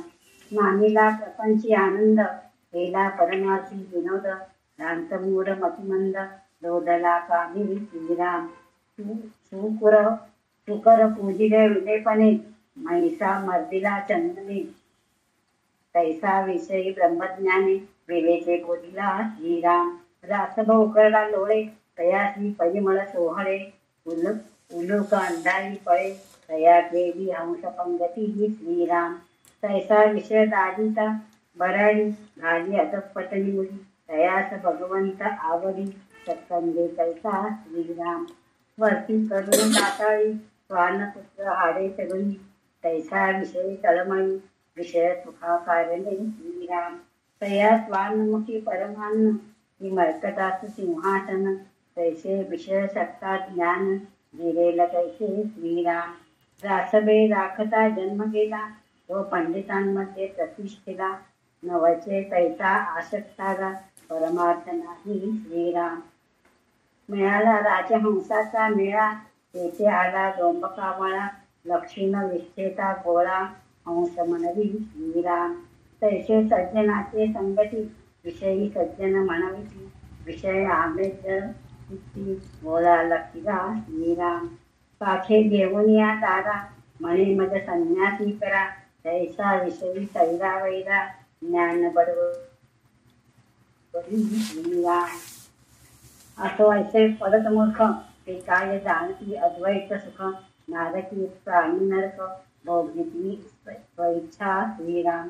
वैश्याची करील सेवा, तो कैसे मंत्री म्हणावा, तैसा विषय दास मानावा, भक्तराज केली श्रीराम. तैसे विषयी बापुरे, त्यास ज्ञान कोणीकडे, वाचाळ शाब्दिक बडबडे, वर पडे झाले श्रीराम. ऐसे शिष्य परमनिष्ठ, कनिष्ठांमध्ये कनिष्ठ, हीन अविवेकी आणि दृष्ट, खळक होते दुर्जनी श्रीराम. ऐसे पापरूप, ऐसे जे पापरूप, देवदोषी वज्रदीप, अद्याप प्राश्चित अनुताप, उद्भवता आहे श्रीराम. तेही पुन्हा शरण जावे, सद्गुरुस संतोष पावे, कृपादृष्टी दागिया व्हावे, पुन्हा शुद्ध श्रीराम. स्वामी द्रोह दया घडे, तो यावत चंद्र नरकी पडे, दया सोपावाची न घडे, प्राणी पुष्कल्या वाचुनी श्रीराम. मशान वैराग्य आले, म्हणून लोटांगण घातले, तेणे गुणे उपतिष्ठले नाही ज्ञान श्रीराम. भाव आणला दया जायाचा, मंत्र घेतला गुरुचा, शिष्य झाला 2 दिशांचा, मंत्राचा कारणे श्रीराम. तर आता ह्याच्या पुढचंच त्यांनी काय सांगितलंय, म्हणजे सत्शिष्य नसला, त्याच्या मनामध्ये काही शिकायची इच्छाच नसेल, तर सद्गुरू शिकवूनही उपयोग नाही. हे ह्या 25 ओव्यांमध्ये त्यांनी सांगितलेलं आहे. त्याचं कसं सांगितलेलं आहे म्हणजे जनावरांचं उदाहरण देऊन सांगितलेलं आहे त्यांनी. कसं सांगितलं, डुकराजवळ गेलं तर एक विचित्र प्रकारचा वास येतो आणि तो चिखलामध्येच असतो. त्या चिखलाच्या डुकराला आपण सुगंध स्प्रे मारलो, परफ्यूम मारलो, तर त्याचा काही उपयोग होतो का? नाही होत ते. त्याचप्रमाणे एखाद्या शिष्याला जर सद्गुरू चांगलं काही सांगायला गेलं तर त्याला त्याच्या अंगी लागतच नाही, ते एक सांगितलंय. आणि म्हशीला गंध लावलो, काय उपयोगाचं आहे? त्या म्हशीला काय कळणार आहे? नाही कळणार आहे. राजहंसामध्ये जर जाऊन कावळा बसला, काय होणार आहे? काहीच होणार नाही. गाढव आहे, गाढवाला सुद्धा तुम्ही हे करा, काही उपयोग नाहीये. कुत्र आहे, कुत्र्याला जर हाड दिलं पहिले आणि चांगलं जेवण पुरणाच्या पोळी ताट भरून वाढून त्याच्या समोर ठेवलं तर तो पुरणाच्या पोळीचं ताट घेईल का? नाही, हाडच घेईल. हाड घेऊन उचलून तो खाईल. म्हणजे अशा प्रकारचे शिष्य जे असतात ना, म्हणजे त्यांना काही शिकवून उपयोगच नाहीये. असे शिष्य जर गुरुजवळ गेले तर गुरुला उपयोगच नाहीये. म्हणजे त्यांच्या जो असलेली विद्या त्यांना देऊ शकत नाही, कारण तो त्या लायकीचाच नाहीये. असे सत्शिष्य होऊ शकत नाही. सत्शिष्य कसा पाहिजे? मला पुष्कळ शिकायचे, मला अजून शिकायचे, मी ह्या गुरुकडून हे शिकून आलो, मला अजून काही शिकायचे. सद्गुरू तुम्ही मला अजून काहीतरी चांगलं सांगा. आज मी दासबोधचा अभ्यास केलो, उद्या मला ज्ञानेश्वरीचा अभ्यास करायचे, परवा मला भागवताचा अभ्यास करायचे, त्याच्यानंतर मला उपनिषदांचं पातंजलीचा अभ्यास करायचे. असे कितीतरी पुस्तकं आहेत, तर मला ह्या सगळ्या गोष्टीचा अभ्यास करायचे. असा सद्गुरू पाहिजे, सत्शिष्य पाहिजे, गुरुजवळ गेला पाहिजे. त्याच्याऐवजी तुम्ही असे हे गाढवांसारखं डुकरांसारखे जर असले तर उपयोग नाहीये. आणि अजून एक गोष्ट त्यांनी सांगितलंय शेवटच्या, म्हणजे आता आपण वाचलेल्या 72-75 श्लोक ओवी असं आहे. काय सांगितलंय त्यांनी? स्मशान वैराग्य म्हणून सांगितलंय. स्मशान वैराग्य मग 74 ओवीमध्ये सांगितलेलं आहे. स्मशान वैराग्य म्हणून म्हणलेलं आहे. ह्याच्या अगोदर पण मी सांगितलेलं आहे, परत एकदा मी सांगते. वैराग्य 3 प्रकारचे आहेत. एक स्मशान वैराग्य, एक आहे सत्संग वैराग्य, आणि तिसरं आहे बाळंतण वैराग्य. तर हे प्रसूती वैराग्य, बाळंतण नाही, प्रसूती वैराग्य, असे 3 वैराग्य आहेत. प्रसूती ज्यावेळेस होती ना स्त्रीची, तर त्यावेळेस ती म्हणती काय काय आपण उपभोगलो, तेवढं ते नवऱ्याबरोबर राहिलोत, सगळं आनंद भोगलोत, पण हे जे बाळणपणाचं जे त्रास होतंय, किती त्रास आहे, मला सहन होत नाही. मला नवरा नको, मला पोरग नको, काही नको, नको रे बाबा, म्हणून इतकं चिडून जातो आपण. ते जे बाळणपणाचे कळा येत असतात, जे खरोखर नॉर्मल डिलिव्हरीचे आहेत, त्यांना हे अनुभव असतं. तर त्यावेळेस ते म्हणतात नको रे बाबा, मला पोरं नको, काही नको, उगीच सगळं सहन केलं, इतकं त्रास होऊ लागले मला, नको रे बाबा, किती त्रास होऊ लागले कळा देण्यामध्ये, म्हणून म्हणतात. पण एकदा बाळंतीण झालं, ते बाळाला बघितलं की माझा नवरा कुठे, माझं बाळ, म्हणून लगेच ते बाळाला जवळ घेतात. म्हणजे ज्यावेळेस कळा येत असतात त्यावेळेस काय म्हणतात, मला काही नको, मला नवरा नको, संसार नको, मूल नको, बाळ नको, काही नको, हे मी त्रास सहन करू शकत नाही रे देवा, मला हे संसारच नको, असं म्हणून देवाला प्रार्थना करत असतं. पण जेव्हा बाळंतीण झाल्यानंतर, सगळं काही व्यवस्थित झाल्यानंतर, मग लगेच पुन्हा माझी नणंदच बघायला आली नाही हो, काय की बघा नवरा अजून आलाच नाही, हेच डोक्यामध्ये विचार. म्हणजे हे एक वैराग्य आहे. त्याच्यानंतर स्मशान वैराग्य, स्मशान वैराग्य, त्याच्यानंतर सत्संग वैराग्य. सत्संग वैराग्य म्हणजे आता 2 तास मस्त ऐकतोय आपण दासबोध, खरंच मी आता उद्यापासून काही खाणार नाही बरं का, इंद्रिय दमन करेन चांगलं. आता मी दर एकादशीला 9 अध्याय भगवद्गीतेचं वाचेन, देवाजवळ राहीन, देवाचं नामस्मरण करेन, साबुदाण्याची खिचडी वगैरे जास्त खात नाही, थोडंसंच खाते, आणि सतत खाण्यामध्ये लक्ष राहत नाही. थोडं वेळ झालं की चिप्स खाऊ का, पापड्या तळून खाऊ का, मग थोडं शिकरण करून खाऊ, मिल्कशेक करू का, ॲपलचं मिल्कशेक करून खाऊ का, हे सारखं विचार येत असतं आपल्याला एकादशी असताना. इतर वेळी उपास नसलं तरी आपण जेवतो, 2 वेळा जेवतो, पण एकादशी असताना नेमकं हे सगळं आठवण येतं आपल्याला. चिप्स खावं वाटतं आपल्याला, मग परत मिल्कशेक करून प्यावं वाटतं, थोडं कॉफी करून पिऊत का असं वाटत राहतं. म्हणजे सतत खाण्याकडे, एकादशीच्या ऐवजी दुप्पट खाशीच असते. तर हे सत्संग वैराग, म्हणजे हे सगळं आपण विचार करत असतो. 2 तास बोलतो, सगळं करतो, त्यावेळेस विचार आपल्या डोक्यामध्ये नाही उद्यापासून आपण असं करूत, पुढच्या एकादशीला असं करूत, म्हणून हे सगळं विचार येतं. पण जसं 5 वाजता आपण ते लॉग आउट होतो, एक्झिट होतो ग्रुपमधून, झालं, सगळं विसरून जातो. पुन्हा चल ये रे माझ्या माघाऱ्या.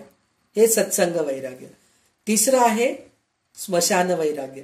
स्मशान वैराग्य म्हणून म्हणलं तर जे खरोखर स्मशानामध्ये जाऊन बघतात की नाही, जाळताना, चिता दहन करताना बघतो, तर त्यावेळेस असं वाटतं की काय शेवटी आपल्याला सुद्धा जाळणारच आहेत. एवढ्या मोठ्या, माझे गुरु वाकनीस काका, त्यांना सुद्धा जाळलं हो. किती वाईट वाटतं ना आपल्याला, की म्हणजे शेवटी त्यांना सुद्धा पंचमहाभूतामध्ये विळून टाकलं, जाळलं, त्यांचं भस्म अस्थी जाऊन नदीमध्ये विसर्जन केलं. म्हणजे इतक्या संत सत्पुरुषाला सुद्धा दहन क्रिया चुकलं नाही. कारण हम किस खेत के मुली असं आपल्याला वाटत असतं. आणि त्यावेळेस आपल्याला वाटतं नाही आपण असं वागायला नको. म्हणून ते स्मशान वैराग्य येत असतं आपल्याला. नाही, पैसा अडका घेऊन काय करायचं, एवढं मोठं बंगला आहे हो त्यांचं, काय घेऊन गेला बरोबर जाताना, पैसा, सोनं, अडका, केवढे मोठे नातेवाईक. अरे 3,500 लोक आलेत हो आमच्या गुरुच्या दर्शनासाठी म्हणून, अंत्ययात्रेसाठी म्हणून इतके लोक आले होते, असं सगळं म्हणतो. पण काय उपयोगाचं हो, शेवटी त्यांना दहन करावंच लागलं. आपलं काय उपयोग आहे हो, काही उपयोग नाहीये. म्हणून त्यावेळेस सगळं आपल्याला असं निराशाच असते. पण जसं स्मशानातून बाहेर येतो, जसं ते देहाच्या तिकडून, मृतदेहाच्या कडून बाहेर आलो, आपल्याकडे बायकांना जायची प्रथा नाहीये, स्मशानामध्ये जायची प्रथा नाहीये. पण जेव्हा आपण त्या मृतदेहाकडून बाहेर आलो, तर त्या मृतदेहाला घेऊन जाताना आपल्याला तेच वाटत असतं, शेवटी काय हो, मुलं, बायको, नवरा सगळ्यांना सोडून एकटाच गेला, शेवटी आपल्यालाही तसंच जायचं आहे असं आपण विचार करतो. म्हणजे हे एक प्रकारचं स्मशान वैराग्य. पण जसं ते मृतदेह गेलं, चला पटपट घर झाडून घ्या, ते लोक यायच्या अगोदर दिवा लावून टाका तिकडं, मग नंतर तुम्ही पिठलं भात करा लवकर, कोणी करून आणते का, नाहीतर मग घरी करायचं का, नाहीतर ऑर्डर द्यायचं का, हे सगळं विचार येत असतं. म्हणजे हे स्मशान वैराग्य तात्पुरतं असतं. प्रसूती वैराग्य, सत्संग वैराग्य आणि हे स्मशान वैराग्य हे तात्पुरतं, म्हणजे त्यावेळेस पुरतंच वाटतं. पुन्हा त्याच्यातून बाहेर आलो की पुन्हा सगळं इंद्रिय सुख पाहिजे असतं. म्हणून स्मशान वैराग्य असणारा शिष्य नकोय, तो सतत वैरागीच राहिला पाहिजे. वैरागी राहिला पाहिजे म्हणजे कोणत्या गोष्टीची त्याला इच्छा राहू नये. म्हणजे तू जेवू नकोस, खाऊ नकोस असं नाहीये, सगळं व्यवस्थित करायला पाहिजे, पण तेच पाहिजे मला असं राहायला नकोय. असं आपल्याला रामदास स्वामी ह्या 15 ओवींमध्ये सांगितले. आता ह्याच्या पुढचं ओवी आपण संपूर्णच वाचून घ्या. विमलते. ऐसे केले गुरु उदंड, शब्द शिकला पाषांड, झाला सोंडाळ तरुंड, महापाषांडी श्रीराम. घरी एक रगे आणि पडे, घरी एक वैराग्य तरे, घरी एक अहंभाव धरे, ज्ञातेपणाचा श्रीराम. घडी एक विश्वास धरी, सवेचे घडी एक गुरगुरी, ऐसे नाना छंद करी, विसाट जैसा श्रीराम. काम क्रोध मदमत्सर, लोभ मोह नाना विकार, अभिमान कापट्य तिरस्कार, हृदय नांदती श्रीराम. अहंकार आणि देहपांग, अनाचार आणि विषय संग, संसार प्रपंच उद्वेग, अंतरी वसे श्रीराम. दीर्घसूत्री कृतज्ञ पापी, कुकर्णी कुठती विकल्पी, अभक्त अभाव शूद्रकोपी, निष्ठुर परमाचक श्रीराम. हृदय शून्य आणि आळसी, अविवेकी आणि अविश्वासी, अधीर अविचार संदेहाती, दुर्धरता श्रीराम. आशा ममता तृष्णा कल्पना, कुबुद्धी दुर्वासना, अल्पबुद्धी विषय कामना, हृदय वसे श्रीराम. भीषणा प्रिया तिरस्कारी, निंदेशी प्रवर्ते आदरी, देहाभिमानी हुंबरे, ध्यानपणे श्रीराम. क्षुधा तृष्णा आवरेना, निद्रा सहसा दयेना, कुटुंब चिंता पोचरेना, रामची पडली श्रीराम. शाब्दिक बोले उदंड वाचा, देश नाही वैराग्याचा, अनुताप दारिष्ट साधनाचा, मार्ग नगरी श्रीराम. भक्ती विरक्तीना शांती, सद्वृत्ती बेनताना दाती, कृपा दया नाकृती, सुबुद्धी असेच ना श्रीराम. काया क्लेशी शरीरहीन, धर्मविषयी परमकृपण, या पालटेना कठीण, हृदय दयाचे श्रीराम. आर्जव नाही जनासी, तो अप्रिय सज्जनासी, दयाचे दिली आहे नसी, परमनवसे श्रीराम. सदा सर्व काळ लटिका, बोले माईक लापानिका, या विचार पाहता एका, वचनी सत्य नाही श्रीराम. परपिढे विषयी तत्पर, तैसे बिंचू आणि बिखार, तैसा कुशब्दे जिव्हार, भेदी सकळांचे श्रीराम. आपले झाकी अवगुण, विलास बोले कठीण, मिथ्या गुण दोषे विण, गुण दोष लावी श्रीराम. स्वये पापात्म अंतरी, वडिलांचे कणवन करी, दैसा हिंसक दुराचारी, वर दुःख चिनीना श्रीराम. दुःख पराव्याचे नेणती, योजना गांधीची क्षम पावता आनंद, आपले मनी श्रीराम. व दुःखे धुरे अंतरी, आणि परदुःखे हास्य करी, तयास प्राप्त यमपुरी, त्याजदूत साधिती श्रीराम. ऐसे मदांध बापुडे, तयासी भगवंत कैसा धोडे, तयास सुबुद्धी नावडे, पूर्वपातकी करी श्रीराम. तयास देहाचा अंती, गात्रे क्षीणता पावती, जीवलगे ओसंडती, रामवेल जेव्हा श्रीराम. ऐसे गुणा वेगळे, ते सच्चिच्या आवळे, दृढ भावाचे सोहळे, भोगीती स्वानंदाचे श्रीराम. जयस्थळी विकल्प दागे, गुळाभिमान पाठी जागे, हे प्राणी प्रपंच संगे, हुंपुटे होती श्रीराम. जेणे करिता दुःख झाले, तेची मनी दूध धरिले, तेणे गुणे प्राप्त झाले, पुन्हा दुःख श्रीराम. संसार संगे सुख झाले, ऐसे देखिले ना ऐकिले, ऐसे जाणून अनहित केले, ते दुःखी होती स्वये श्रीराम. संसारी सुख मानती, ते प्राणी मूढमती, जाणून मी डोळे झाकिती, पडत मूर्ख श्रीराम. प्रपंच सुखे करावा, तरी काही परमार्थ वाढवावा, परमार्थ अवघाची बुडवावा, हे विहित नव्हे श्रीराम. मागा झाले निरूपण, गुरु शिष्यांची ओळखण, आता उपदेशाचे लक्षण, सांगितले श्रीराम. श्री दास बोधे, गुरु शिष्य संवाद, शिष्य लक्षण नाम, समास तिसरा संपन्न श्रीराम. तर आता आपल्याला इथे 76 ओवीपासून ते 97 ओवीपर्यंत शिष्य कसा नसावा त्याच्याबद्दल त्यांनी सांगितलेलं आहे. शिष्य कसा नसावा म्हणून म्हणलं तर तो त्याच्यामध्ये काम, क्रोध, मद, मत्सर, लोभ, मोह, अभिमान हे काही राहू नये, कपट वृत्ती, तिरस्कार वृत्ती हे राहू नये, आणि सतत बडबड करणारा, मला हे येतं, मला ते येतं, माझ्यासारखं शहाणा कोणी नाही, त्याला काही येतच नाही, असं सतत बडबड करणारा नसायला पाहिजे असं सांगितलेलं आहे. त्याच्यानंतर त्यांनी काय सांगितलेलं आहे की दुसऱ्यांच्या दुःखावर ते रडणारा, दुसऱ्यांच्या दुःखावर हसणारा, सतत त्याची काय मजा, मस्त झालंय, चांगलं असंच व्हायला पाहिजे असं म्हणून जे तिरस्कार वृत्ती असते ना ते पण त्याच्यामध्ये नसायला पाहिजे. म्हणजे दुसऱ्यांच्या दुःखावर ते आनंद मानणारा जो असतो ना तो तसा नकोय, आणि सतत दुसऱ्यांची निंदा करणारा. आपल्याला एक उदाहरणच आहे, जेव्हा ह्या रामदास स्वामींच्याच ह्याच्यामधलं उदाहरण आहे, जेव्हा रामदास स्वामी दासबोधाची परीक्षा घेत होते, म्हणजे दासबोधामध्ये काय काय आहे हे सगळ्यांना विचारत होते, सगळ्या शिष्यांना विचारत होते. पहिलं त्यांनी काय विचारलं की अरे तुझे किती पारायण झालेत दासबोधाचे, तर एक जण सांगतो माझे 2 पारायण झालेत, एक जण सांगतो 4 पारायण, एक जण म्हणतो माझे 10 पारायण झालेत, एक जण म्हणतो माझे 50 पारायण. झालेत. तर मग त्यावेळेस रामदास स्वामी विचारतात की तुझे इतके पारायण झालेत ना, मग ह्या दशकातलं ह्या समासामध्ये काय आहे, अमक्या अमक्या समासामध्ये काय आहे, तर सांगता येत नाही.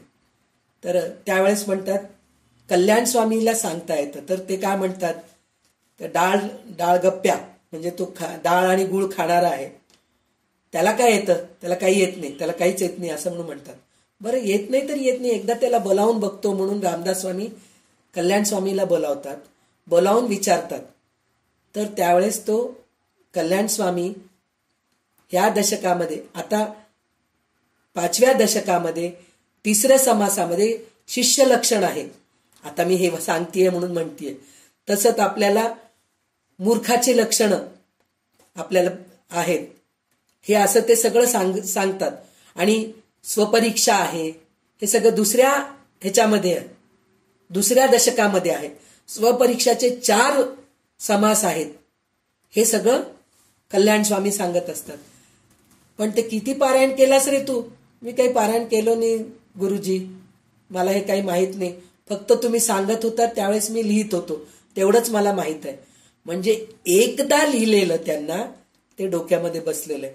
आपल्याला 100 पारायण दरवर्षी आपण पारायण करतो, दरवर्षी चातुर्मासात पारायण करतो किंवा कुठेतरी सामूहिक पारायण चालू असतं, तिथं जाऊन पारायण करत असतो. पण ते पारायणाचं अर्थ काय, म्हणजे 4 लोक आपल्याला भेटतात तेवढंच, आणि तिथं गेल्यानंतर गॉसिप करायला मिळतं, प्रत्येकाची माहिती आपल्याला मिळत असते, त्यांची मुलगीचं काय झालं, त्यांच्या मुलाचं काय झालं, त्या सासू सुनांमध्ये काय चाललं, हे सगळं आपल्याला माहिती मिळते, म्हणून आपण ते पारायणाला अटेंड करायला जातो. तर तसं करायचं नाही. म्हणजे एकदा जरी आपण वाचलो तर ते डोक्यामध्ये बसून घेणं हे सच्शिष्याचे लक्षण आहे. पण तसं नसता त्याला काय येतंय, मलाच सगळं येतंय, माझ्या एवढं हुशार कोणी नाही, असं विचार करणं आणि दुसऱ्यांची निंदा करणं, तो वाईट आहे. तो स्वतः काय आहे ते बघणं नाही, दुसऱ्यांकडेच लक्ष देणं. कधी पण भगवंत सांगतायत की तू तुझ्यामध्ये बघ, भगवंत मी तुझ्या जवळ आहे. ह्याच्या अगोदर सुद्धा मी हे गोष्ट सांगितलेली आहे की एकदा नारद मुनींना श्री भगवंत विचारले म्हणे की मला एकांत पाहिजे, अशी जागा मला शोधून दे, कुठेही राहू दे, पृथ्वीमध्ये राहू दे, स्वर्गामध्ये राहू दे, पाताळामध्ये राहू दे, कुठेही राहू दे, मला अशी जागा शोधून दे की जिथं कोणीही नाही, त्या ठिकाणी मी राहतो, असं म्हणून म्हणले. तर नारद मुनी खूप शोधलेत म्हणे, शोधले तर त्यांना कुठेही जागा मिळाली नाही. तर भगवंत म्हणतात काय रे, एवढं मोठं तू त्रिभुवनामध्ये फिरतोस, तुला एक जागा अशी मिळाली नाही की जिथं एकांत मला साधेल, असं एकही जागा. काय करावं भगवंता, कुठं गेलं तरी लोकांची गर्दी आहे. मानस सरोवरला गेलो तिथंही गर्दी आहे, बद्री केदारला गेलो तिथंही गर्दी आहे, कुठंही जा गर्दी गर्दी गर्दीच आहे. मग नंतर मग नारद मुनी म्हणतात एक जागा मला मिळालेली आहे, त्या जागेत तुम्ही राहू शकता. तर कोणती जागा, तर माणसाच्या आत तुम्ही राहा. माणूस तिकडच जात नाही, सगळं बाहेर शोधत असतो माणूस, स्वतःच्या आतमध्ये भगवंत आहे म्हणून शोधत नाही. तर भगवंता तुम्ही माणसाच्या आत जा, म्हणजे तुम्हाला एकांत साधेल. म्हणून तेव्हापासून भगवंत आपल्या आतच आहेत, पण आपल्याला माहित नाही, आपण बाहेर शोधत असतो, दगडाच्या मूर्तीमध्ये, धातूच्या मूर्तीमध्ये, लाकडाच्या मूर्तीमध्ये, मातीच्या मूर्तीमध्ये बघत असतो. तर त्याच्याऐवजी आपल्या मनामध्ये बघा. आपल्या मनामध्ये बघा म्हणजे आपलं मन तेवढं स्वच्छ करा. स्वच्छ करून समोरच्या माणसाला निंदा न करता प्रेमाने बघायचं. अशा प्रकारे जर तुम्ही बघू लागला तर देव तुम्हाला नक्कीच सापडतो. तर असे गुण त्या शिष्यामध्ये नकोय. आणि त्या शिष्यामध्ये अजून कोणचे गुण नकोय म्हणून म्हणलं तर आळशी, आळसपणा. आज करे सो काम कल करेंगे, कल का काम परसों करेंगे, असं नकोय आपल्याला. परवाचं काम उद्या करेन, उद्याचं काम आजच करेन, आजचं काम आत्ता करेन, असं पाहिजे. असं सच्शिष्य पाहिजे. आळशी नको, अविवेकी नको, म्हणजे त्याच्यामध्ये विवेक राहायला पाहिजे. अविश्वासी म्हणजे विश्वास राहायला पाहिजे, श्रद्धा राहायला पाहिजे, अधीर राहायला पाहिजे. अविचारी नकोय. अधीर म्हणजे धैर्यवान राहायला पाहिजे. भित्रा नकोय, अधीर म्हणजे भित्रा नकोय, संशयाला घट्ट चिकटून नकोय, म्हणजे सतत संशय, हे काय बरोबर आहे, गुरु सांगितलेलं बरोबर आहे का, हे असं नकोय, असा शिष्य नकोय, आशा नकोय, त्याच्यामध्ये ममता नकोय, तृष्णा म्हणजे पाहिजे, कल्पना, वाईट बुद्धी, वाईट वृत्ती, वाईट वासना, हलकी बुद्धी, इंद्रिय सुखाची इच्छा म्हणजे सतत इंद्रिय सुखाची, मला खायलाच पाहिजे, मला झोपायलाच पाहिजे, हे सतत जे वाटतं ना, ती पण वृत्ती नकोय असं म्हणून सांगितलंय. आणि मत्सराने भरलेला नकोय, म्हणजे दुसऱ्यांवर ते मत्सर करणारा नकोय, तिरस्कारी नकोय, निंदा करणारा नकोय, उर्मटपणाने म्हणजे उलट फटकन बोलतो पा, अभिमानाने उर्मटपणाने बोलायचं, तुम्हाला काय कळतंय हो, तुम्हाला काय कळत नाही, काही नाही असं म्हणणारा नकोय. आणि देहबुद्धीचे दुर्गुण नालायक शिष्य नको आहे, हे आपल्याला सांगतायत. त्याच्यानंतर काय म्हणतायत ते, की चांगली वृत्तीची पाहिजे. आता ह्याच्यानंतरचं जे श्लोक आहे, ओवी आहेत 96 पर्यंत, त्याच्यामध्ये काय सांगितलेत त्यांनी, अजून एक काय सांगितलेत, बायकोला खाकेत घेतो आणि येतो म्हणे तो, मला संन्यास दे म्हणून. बायकोला खाकेत घेऊन संन्यास दे म्हणजे होतंय का, म्हणजे ज्या गोष्टीकडून आपल्याला त्रास आहे, बायको म्हणजे नवरा आपण म्हणा, आता आपण सुद्धा नवरा आहे, सगळं काही आहे, आणि मग मी संन्यासी होते, होऊ शकत नाही. म्हणजे ते केव्हा होऊ शकतो, नवरा असलं तरी कर्तव्य कर्म करून, सगळं करून मग आपण आपल्या साधनेमध्ये लागायला पाहिजे, तेव्हा कुठं या सगळ्या गोष्टी होत असतात म्हणून सांगितलेलं आहे. त्याच्यानंतर त्यांनी काय सांगितलेलं आहे,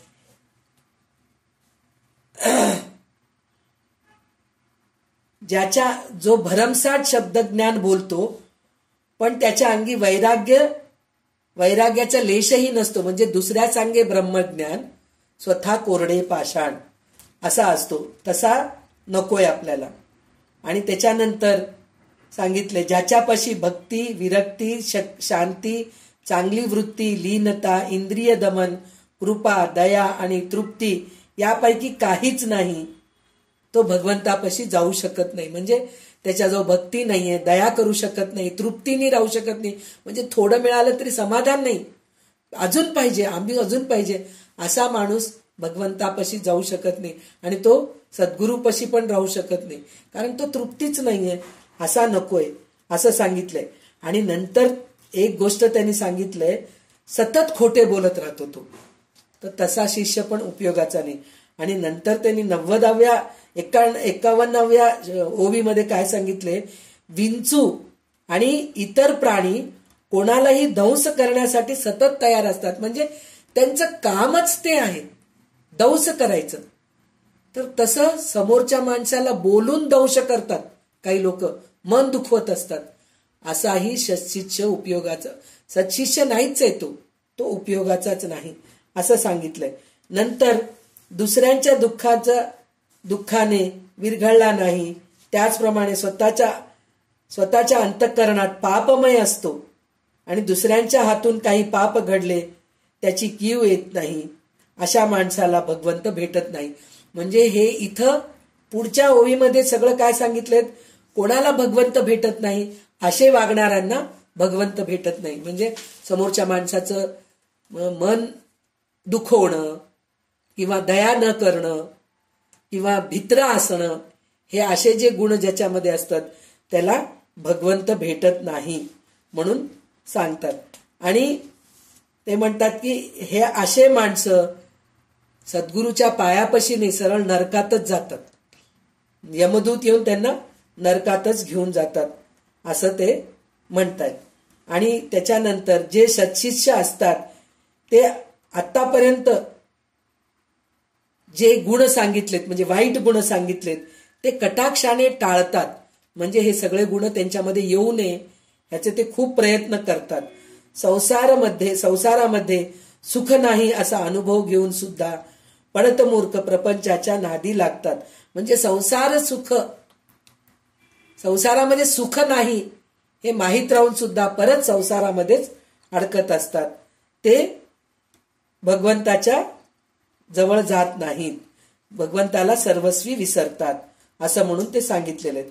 त्याच्यानंतर ज्या प्रपंचाच्या संगतीने दुःख झाले त्या प्रपंचालाच मनाने पुन्हा पुन्हा घट्ट